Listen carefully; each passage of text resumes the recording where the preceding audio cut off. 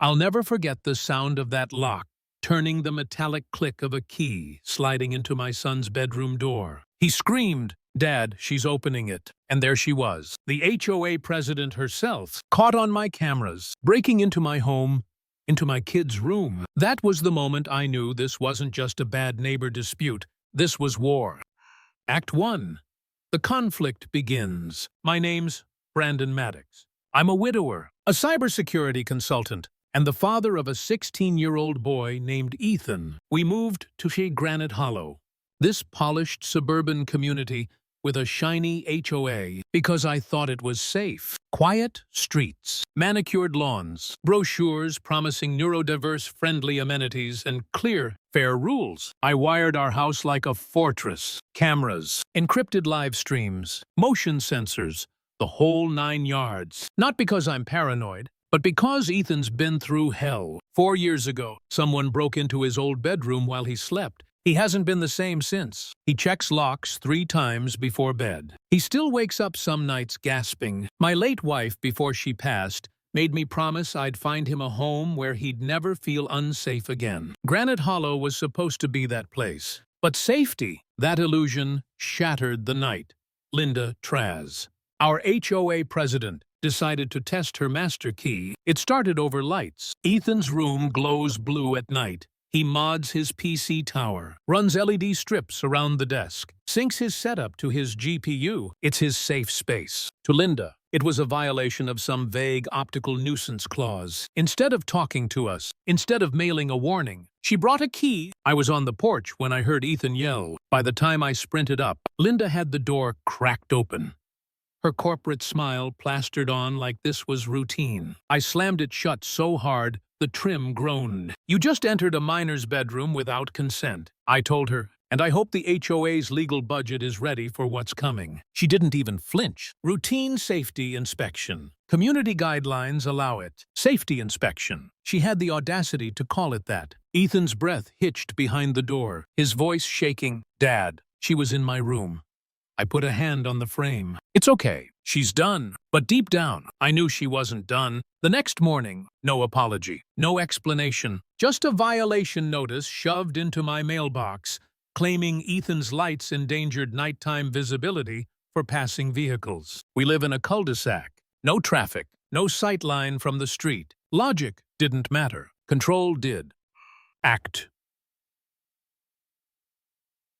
Escalation and the twist. The harassment snowballed, one notice after another. Fines, warnings, then a paper taped to my door in bold letters. Failure to comply.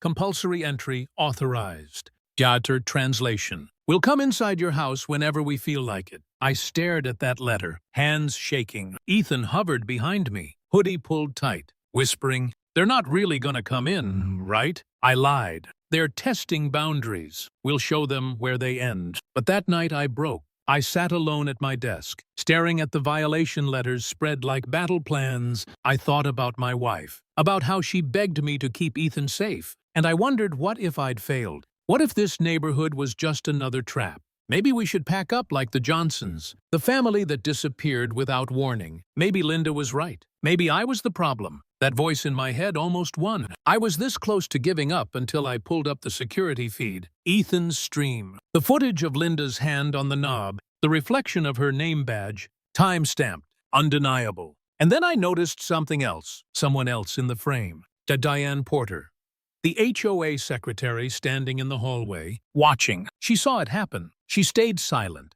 That image lit a fire in me. No, I wasn't crazy. No, I wasn't imagining things. They crossed the line and I had proof. I dug deeper, combing through the HOA's sloppy systems, and I found a hidden program buried in their server. Observer stream. Not listed, not disclosed. It logged devices, cameras, kids' usernames. Ethan's appeared 12 times. 12! They weren't tracking homes, they were tracking children. That's when I reached out to City Hall, to state regulators, to anyone who would listen, and slowly someone did. A contact at the Office of Consumer Protection told me, "Keep collecting, don't stop, and protect your son." Then came Diane. Quiet, jittery Diane. After a board meeting, she cornered me in the parking lot. "You have no idea what you're walking into," she whispered. She logs everything. Kids, families, behavior patterns. It's worse than you think. At first, she ran, scared. But a few nights later, she cracked for real, invited me to her condo, handed me a leather notebook filled with Linda's dictations, notes on children in the neighborhood, dates, times, behavioral risks. My son listed as high alert. That was the moment the story shifted. I wasn't alone anymore. I had an insider. I had neighbors, Samir, Janelle, whose kids were harassed too. We had a pattern. We had evidence. And now, Linda had a problem she couldn't control. Act 3. The showdown. The summons hit my inbox. Emergency board review. Resident, Brandon Maddox. Location, clubhouse, 6 p. Me. Thursday.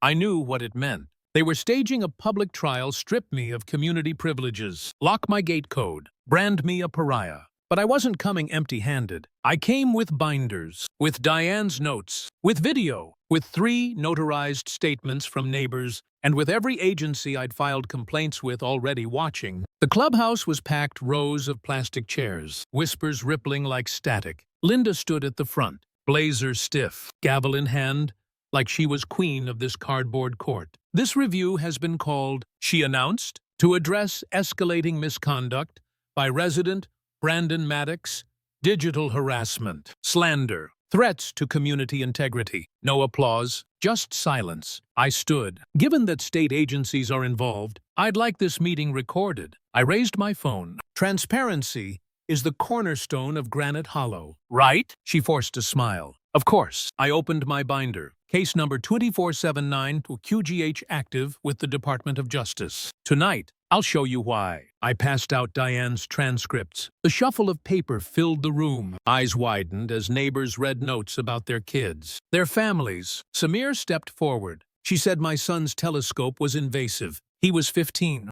Janelle's voice cracked. She told me my 12-year-old's nightlight was lowering property values. Diane herself stood, voice trembling but clear. These are Linda's words. I transcribed them at every meeting. I stayed quiet too long. Not anymore. She dropped her own folder on the table. For the first time all night, Linda flinched. I pressed the knife in. Here's the entry where Linda scheduled unauthorized entry into my son's bedroom. Here's the footage. Time-stamped. GPS matched. Already submitted to state authorities. Gasps, murmurs, heads turning. The walls of fear she'd built cracked right in front of her. Linda slammed her gavel. None of this is verified. This is emotional manipulation.